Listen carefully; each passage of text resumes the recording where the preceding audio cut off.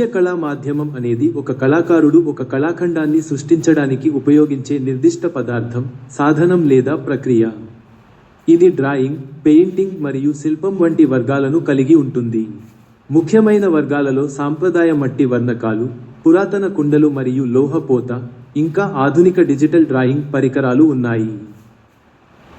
చారిత్రక మరియు ఆధునిక పదార్థాలు. 1. చరిత్రపూర్వ మూలాలు, మట్టి వర్ణకాలు మరియు గుహ గోడలు. 2. ప్రాచీన కళలు, 5000 సంవత్సరాల కంటే పురాతనమైన కుండల తయారీ మరియు లోహపోత. మరియు 3.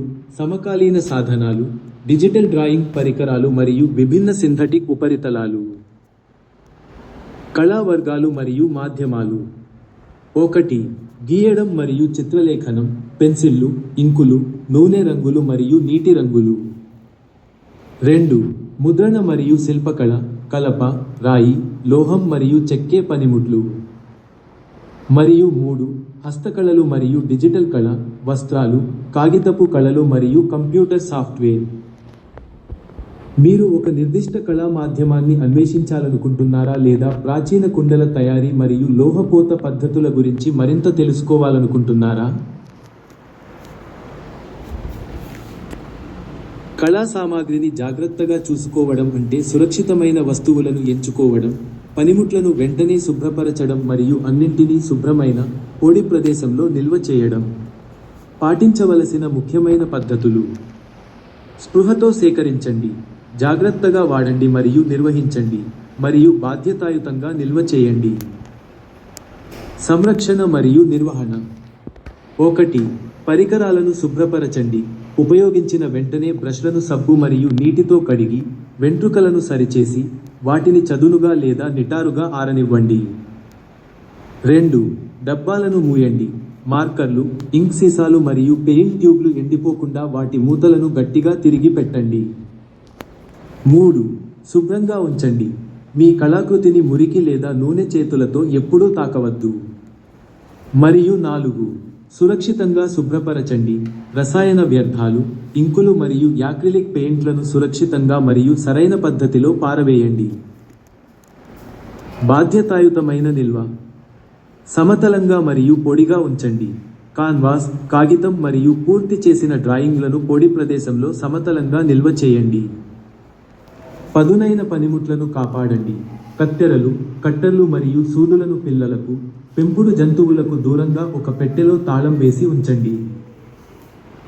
మీరు ఒక నిర్దిష్ట రకమైన కళా సామాగ్రిని ఎలా నిల్వ చేయాలో తెలుసుకోవాలనుకుంటున్నారా లేదా రసాయన వ్యర్థాలను సురక్షితంగా పారవేసే పద్ధతులను నేర్చుకోవాలనుకుంటున్నారా?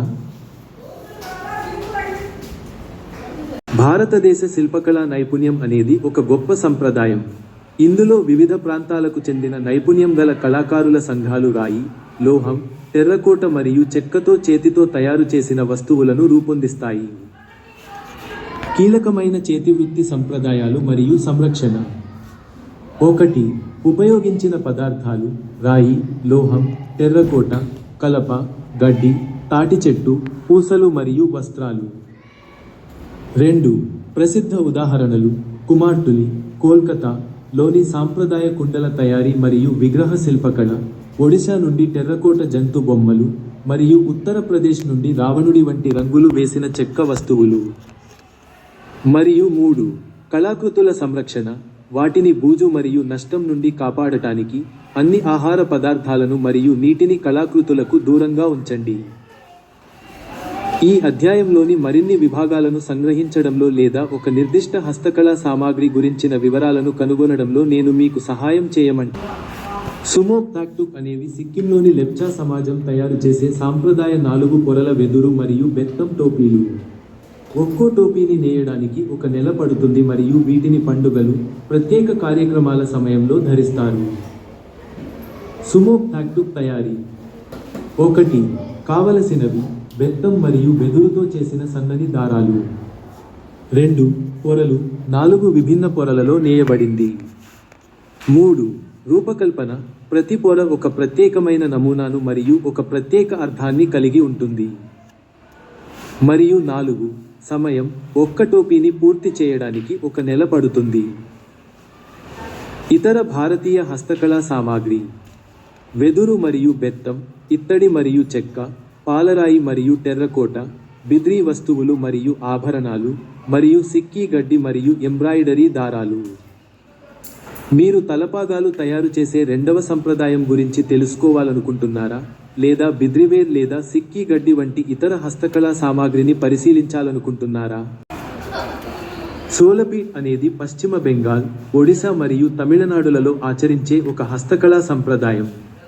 ఇక్కడ పరిశీలించబడిన రెండు శిల్పకళా కళలు సోలపీట్ చెక్కడం మరియు సాంప్రదాయ మట్టి నమూనాల తయారీ. షోలాపిత్ చెక్కడం. 1. ప్రాంతం: పశ్చిమ బెంగాల్, ఒడిశా మరియు తమిళనాడు, నెట్టి అని పిలుస్తారు. 2. పదార్థాలు: ఎస్కినోమెన్ ఆస్పెరా మొక్క యొక్క పాలలాంటి తెల్లని స్పాంజి వంటి లోపలి భాగం. 3. విధానం: కళాకారులు కాండం యొక్క బయటి పొరలను ఒలిచి, లోపల ఉన్న మెత్తని తెల్లని భాగాన్ని బయటకు తీసి, పదునైన బ్లేడులతో విగ్రహాలు, పూలమాలలు మరియు తలపాగాల వంటి క్లిష్టమైన ఆకృతులుగా చెక్కుతారు. మరియు 4.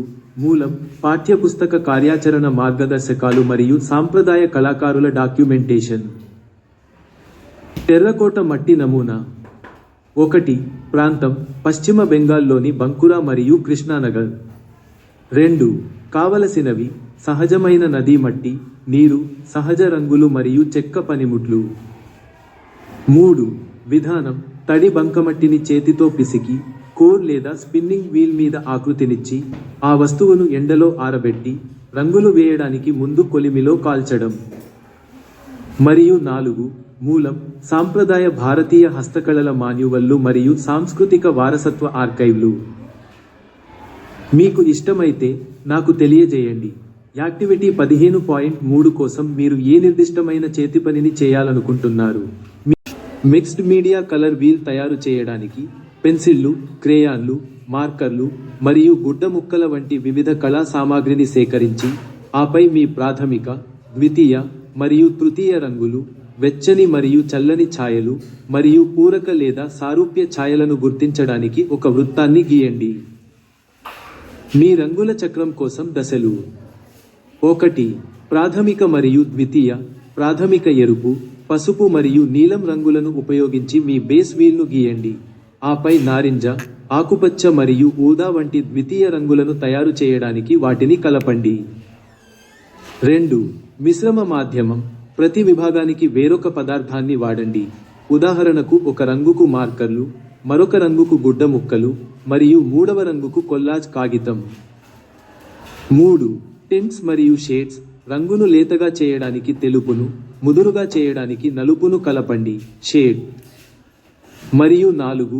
వెచ్చని మరియు చల్లని, వెచ్చని రంగులను, ఎరుపు, నారింజ, పసుపు, ఒక వైపు మరియు చల్లని రంగులను, నీలం, ఆకుపచ్చ, ఊదా, మరోవైపు ఉంచండి. 12 భాగాల రంగుల చక్రంపై మీరు 6 ప్రధాన పూరక రంగుల జతలను జాబితా చేయవచ్చు. వీటిలో 3 ప్రాథమిక, ద్వితీయ జతలు మరియు 3 తృతీయ జతలు ఉంటాయి.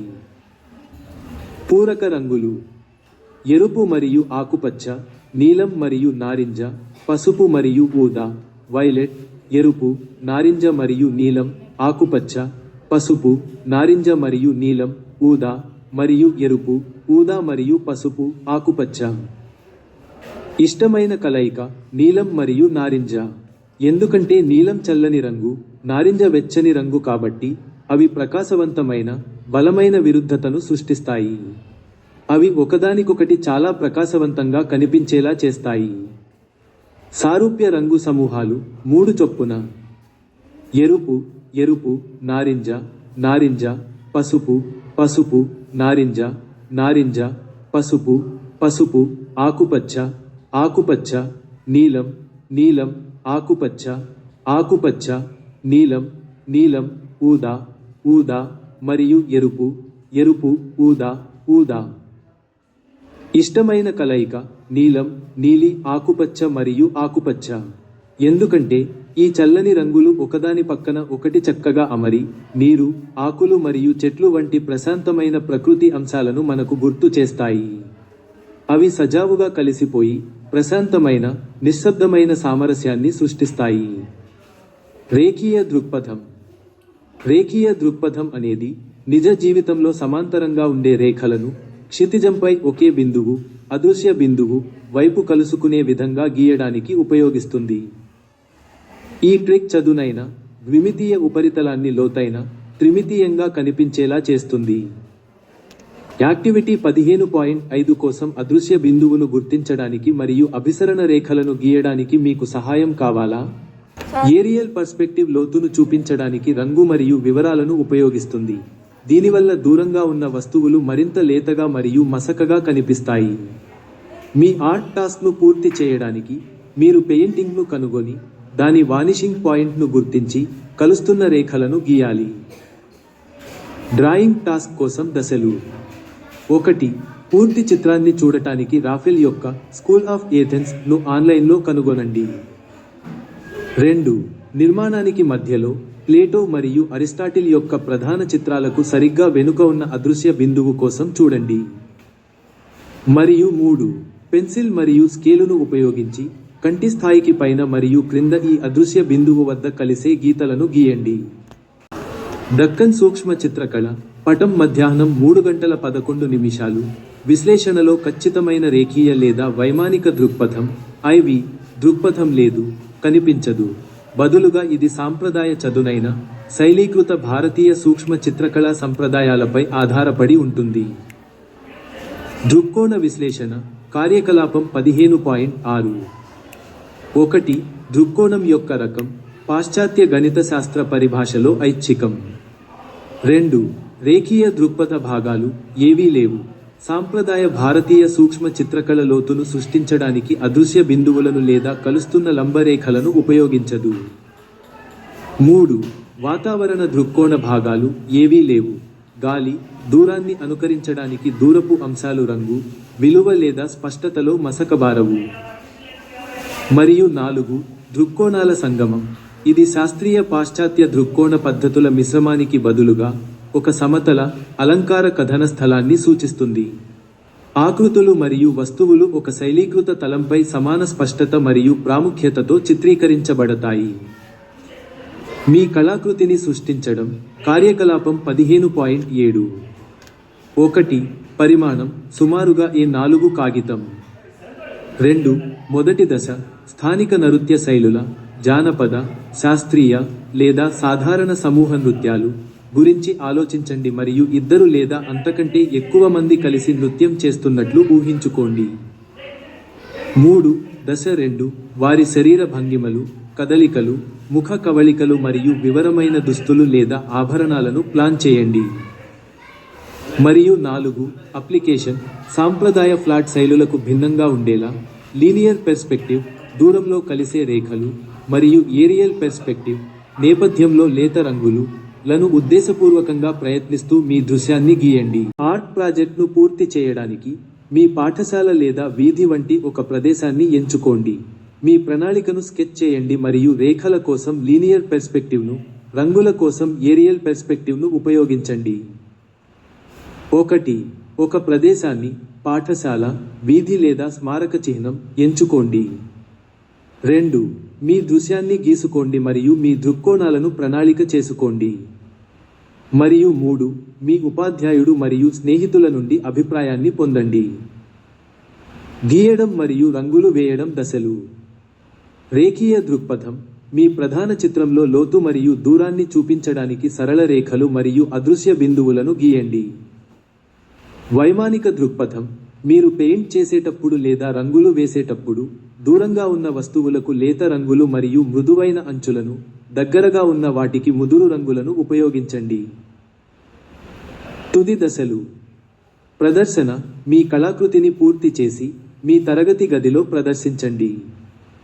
సమీక్ష ఇతర విద్యార్థుల పనులను చూసి వాటి గురించి మీ జర్నల్లో గమనికలు రాయండి. Thank you so much for watching. Don't forget to subscribe for more awesome content. Goka a show.